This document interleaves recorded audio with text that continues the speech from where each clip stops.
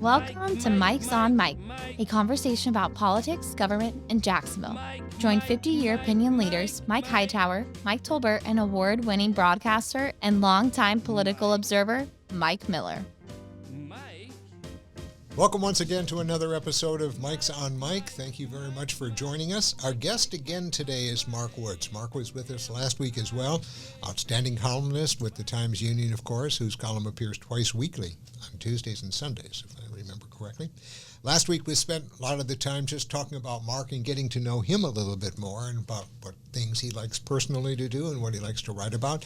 Today we wanted to delve more into some of the issues that he's been writing about and those that will be coming up in future columns. So once again, Mark, thank you for being with us. Thanks for having me. Thank you. Welcome back. Yeah. Thanks.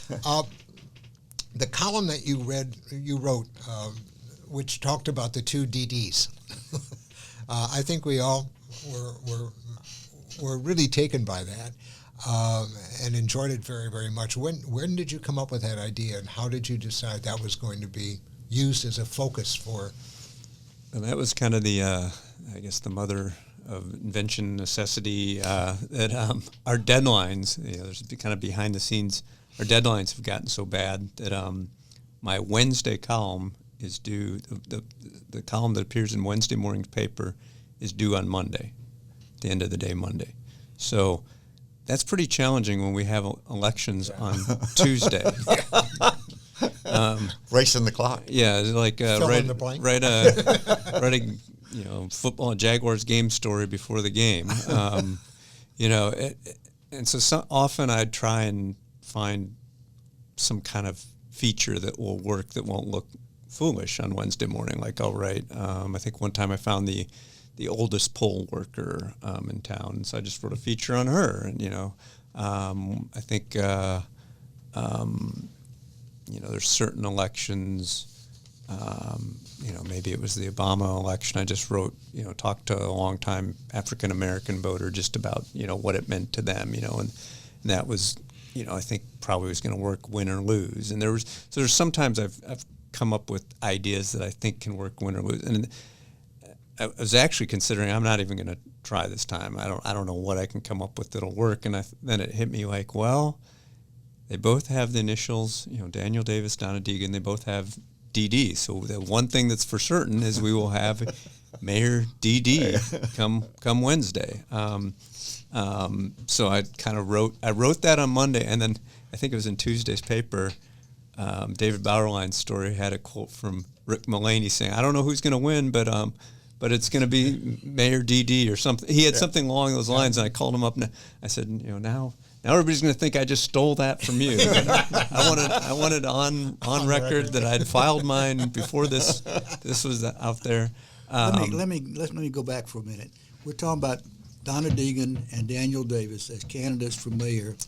Going into the general. And you wrote this column before the votes were tallied, so you didn't know who was going to be mayor. No. But you decided, it looks like, I think I need to make some suggestions, whichever one it is about what I would like to see them do or not do. Right. So it was kind of a good exercise for me because I had to literally be thinking each of these things applied, whichever one. That I tried to think of things that these either have troubled me about the past or, I'd like to see in the future. So, when I'd write a sentence, I'd kind of try and picture, I picture this applying to Daniel Davis. I picture this applying to Donna Deegan. So I tried to, these were things I felt like, and I think that's often true of what we care about. There's certain issues that we want to have happen to see some kind of resolution. So I tried to kind of just come up with things that worked, and I think some of them probably worked better than others, but yeah, they all did to a certain degree to apply to either one of them. Let's take a look at them. Let's go one by one and get your response to it. Yeah. One of the things that you talked about was the quality of life, and we all talk about we want an enhanced quality of life. When you were writing that and you were thinking about the quality of life, one, how did you define it, and how do you think Mayor Donna Deegan is going to do it? Yeah, and I think that's obviously a very broad thing, but I think that's kind of a universal thing that we want, across the political spectrum, across, that's Right. what it was. And so we each would have different definitions, I think, but I think it would be, to me, it's, a more walkable city, a more, the parks, but it's also, things we talk about, crime rate and education. I think, it's so it's all the things we talk about in a campaign, but if you can move the needle in a positive direction on all those things, I think it's kind of partly my way of reminding myself that all these arguments, we all, I think, to a certain degree, that's what we want, is this improved quality of life, which is, why I've argued that we don't want to be necessarily like Orlando, because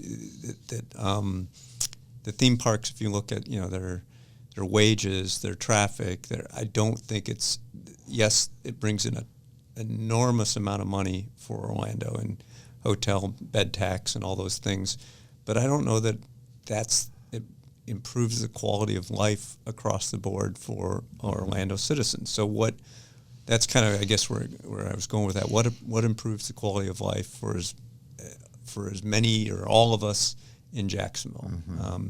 So hopefully that's kind of the focus of whoever was elected. So yeah, hopefully I think it is one of the focuses of Donna Deegan, Mayor Deegan. Mark, one of your admonitions was Mayor Dede should use Twitter sparingly and judiciously. Of course, now it's X, not Twitter. Yeah.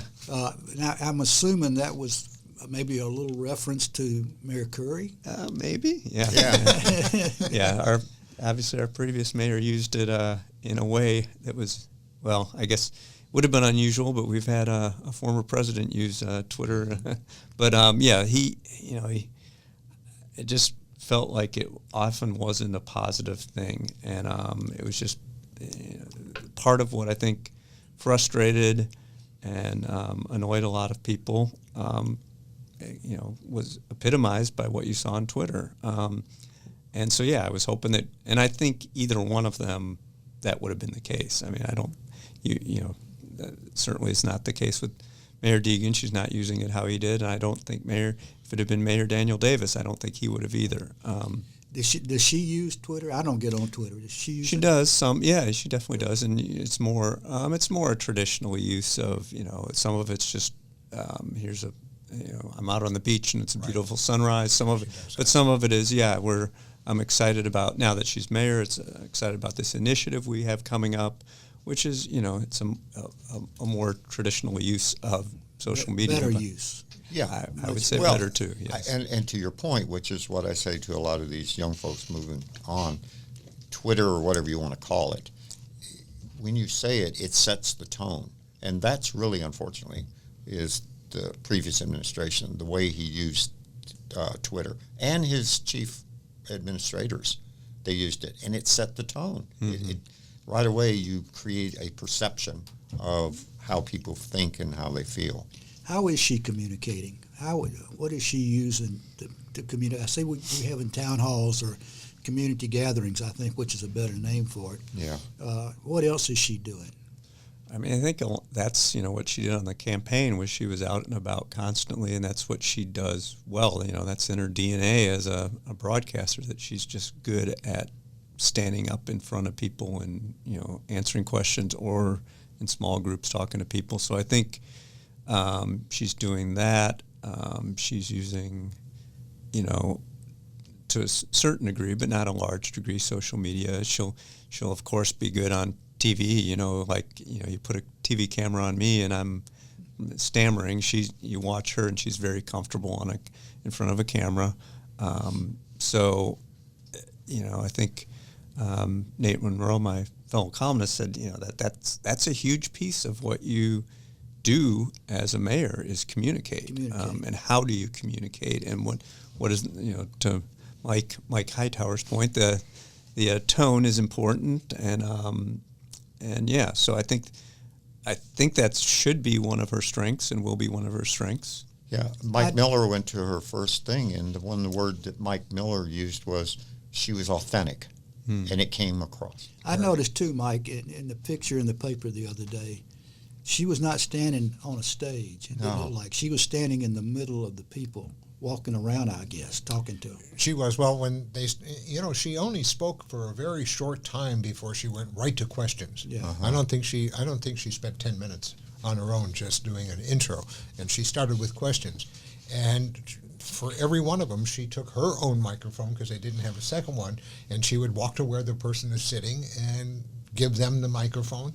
And there would be instant reaction to what that person might say if the staff members were there to be able to help them. So it wasn't a question of, we'll get back to you, give us your name and phone number, Right. we'll get back to you. It was addressed right away. Yeah. And that was impressive. I was very, very impressed with that. But the other thing is, she was not in a room of complete supporters. I mean, there were people there I knew that were Republicans, strong Republicans, who were there just to fold their arms and say, well, let's hear what she has to say. Right. And by the end of the evening, you could tell that, not that they became converted to Donna Deegan lovers, but they realized that there was really substance behind this person who's going to be leading our city for the next 4 years. And She was authentic. yeah, she was authentic. Yeah, I mean, I And think relatable, which was Yes. also very good. right. I think you see other. I think she's very comfortable doing that, and you see other politicians. They need media training. She does not. She could give the training. Right. It'd be almost laughable to say, yeah, we're going to have you meet with so-and-so to learn about how to talk to a camera, Yeah. how to talk to an audience. She says that's, and I've seen her in groups where she's not afraid to hear the negative comment, and she also will stand firm in what she believes. So I've been impressed. I mean, there's bound to be controversies, bound to be glitches. She said beforehand she doesn't want a lot of drama. Right. And I think that's I think we have politicians who crave drama for the drama's sake. To especially on a national level, they know it will get them. How do I stand out from a crowd? I create controversy. I create drama, and I think she gets that doesn't serve the city well. One of the other points that you brought up in your column, of course, was the idea of making the riverfront finally live up to its potential. We talked about this in last week's program as far as the things that you love, and the river certainly was one of them. What can she do in her limited role?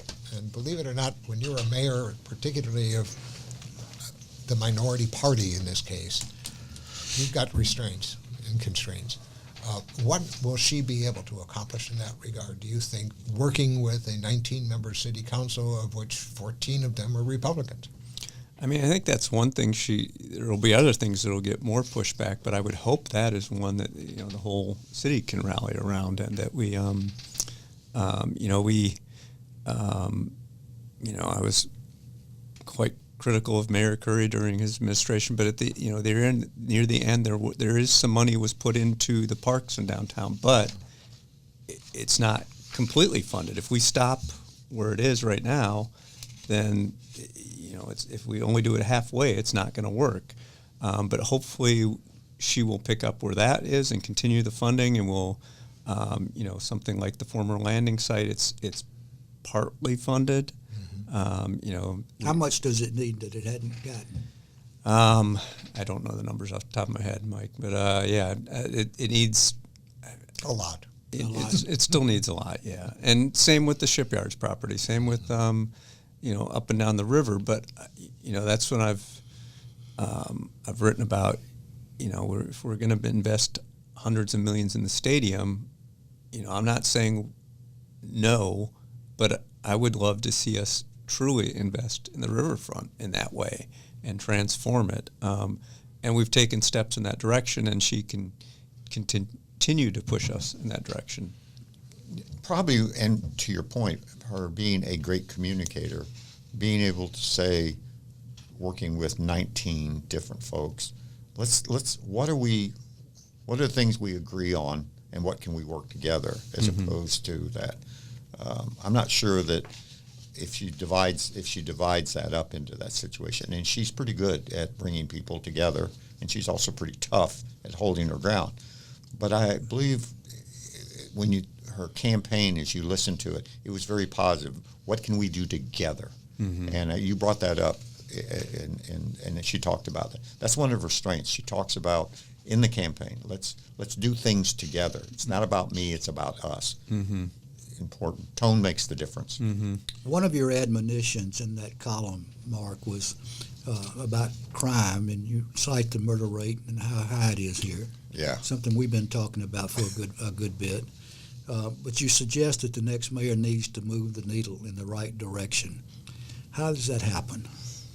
It's that's the big question for not just us, for cities all across America. But that was what that was one thing I was critical of Mayor Curry of, that was kind of the selling point for why he needed to replace Mayor Brown, was that crime was too high, the murder rate was too high, and actually it just kept rising during the last 8 years.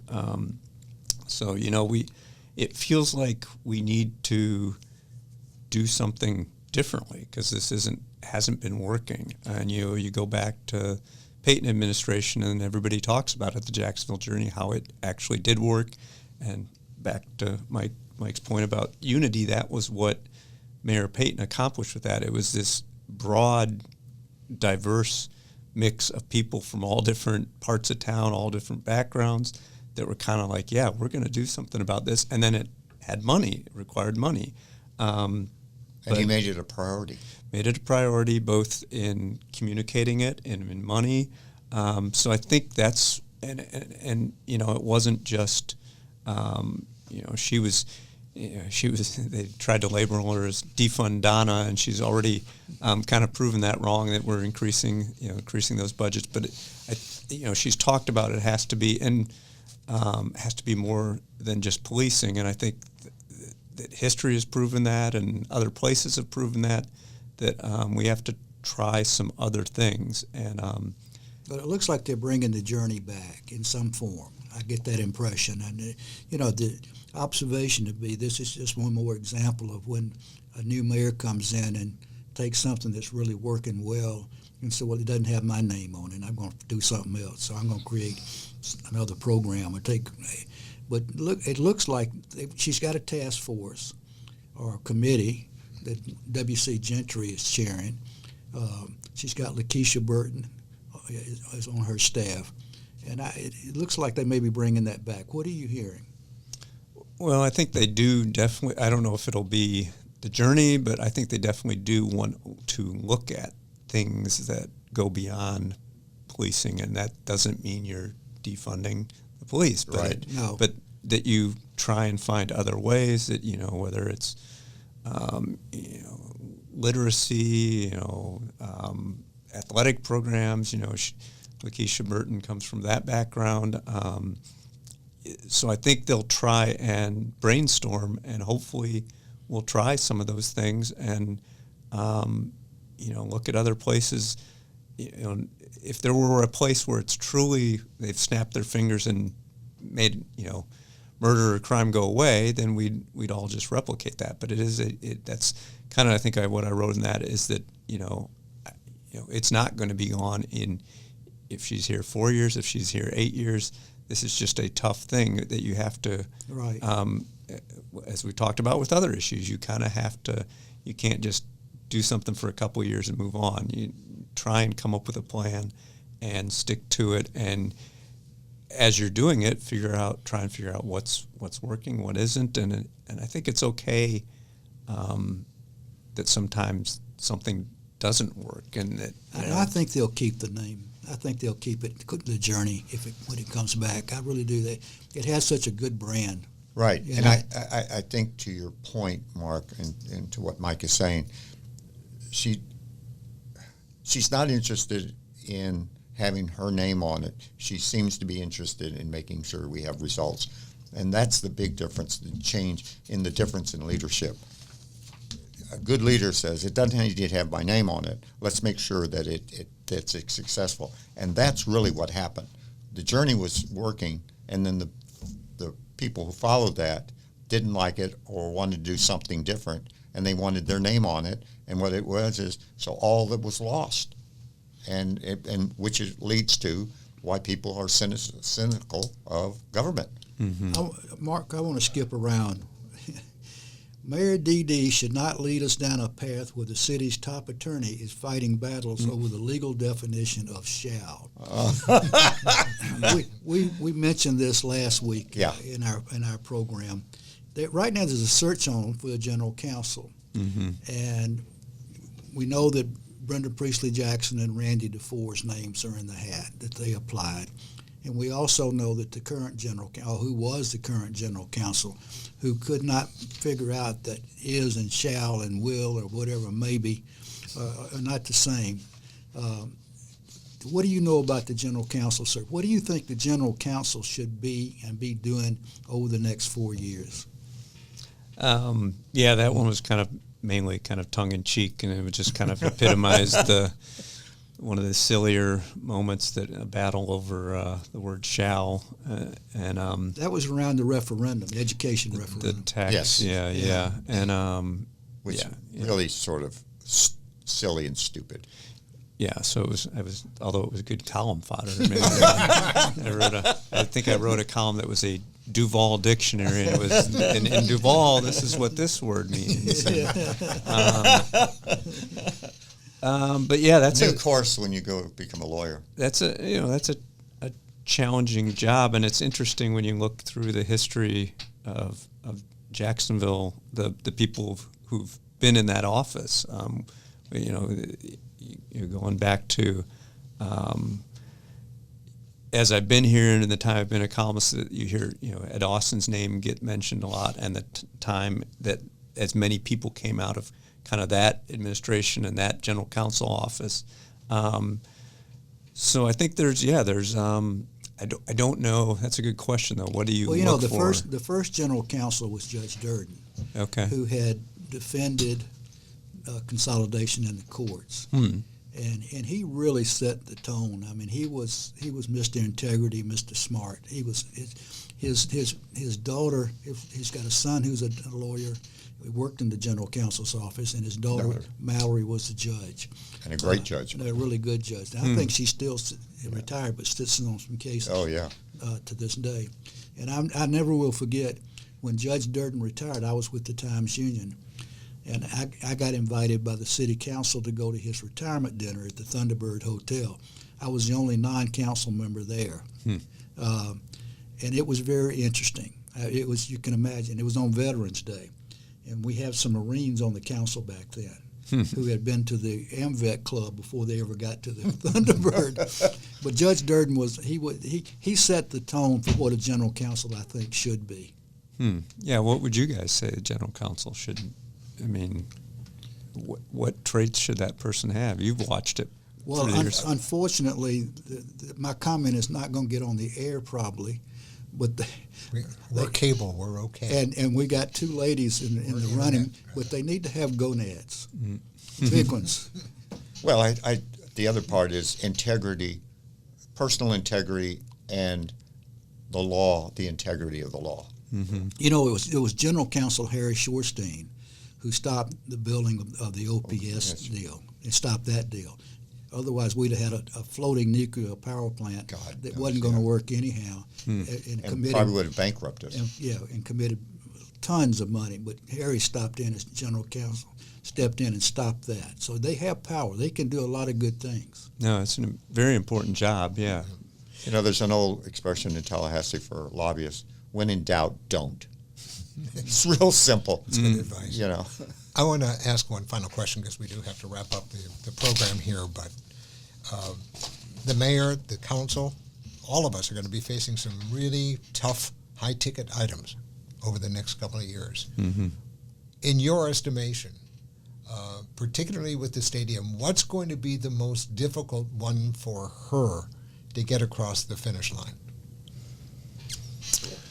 I don't know if that's the most difficult one. I mean, I think that's certainly going to be the highest profile. That you kind of already have people that it's interesting, the feedback whenever I write about it, people who would spend zero tax dollars on the stadium and just, if we lose them, fine. And then you have other people, like, I think would give away the whole, whatever our annual budget is. We have to do whatever it is takes to keep an NFL team.